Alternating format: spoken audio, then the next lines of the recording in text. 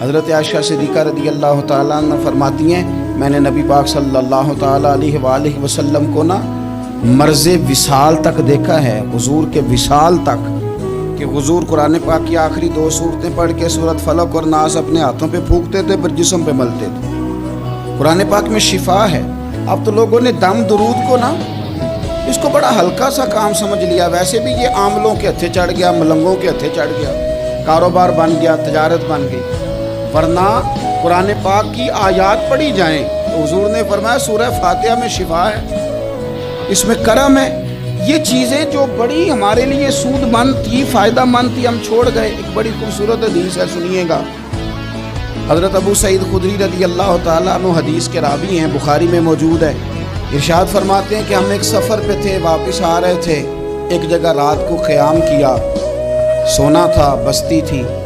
بستی کے لوگوں نے نہ کھانا پوچھا نہ پانی پوچھا، کوئی ضیافت نہیں کی۔ آدھی رات کا وقت آیا تو ایک بندہ دوڑا دوڑا آیا، کہنے لگا ہمارے سردار کو بچھو نے کاٹ لیا ہے، تم میں سے کوئی بندہ دم درود کر لیتا ہے؟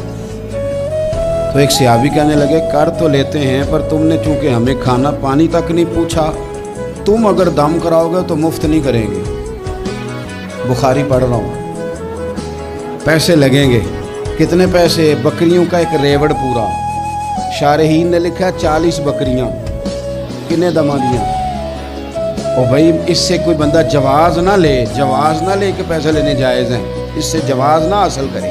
آپ بات کو سمجھیں، پس منظر کیا ہے؟ پانی تک نہیں تم نے پوچھا۔ کچھ لوگوں کا علاج ہوتا ہے، انہوں نے کہا پیسے لیں گے دم کر دیں گے۔ صحابی نے کہا حضرت ابو سعید خدری رضی اللہ تعالیٰ عنہ فرماتے ہیں وہ چونکہ تنگ تھے، پچھو کاٹ کے، اور سردار کو کہا چل تو صحیح نا۔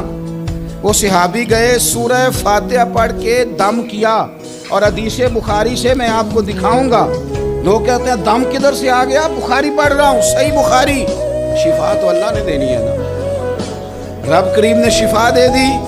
بکریاں لے لیں، آ گئے جہاں آرام کر رہے تھے اس جگہ۔ صحابہ میں اختلاف ہو گیا، کچھ کہنے لگے بکریاں لینی چاہیے تھی، کچھ کہنے لگے نہیں لینی چاہیے تھی۔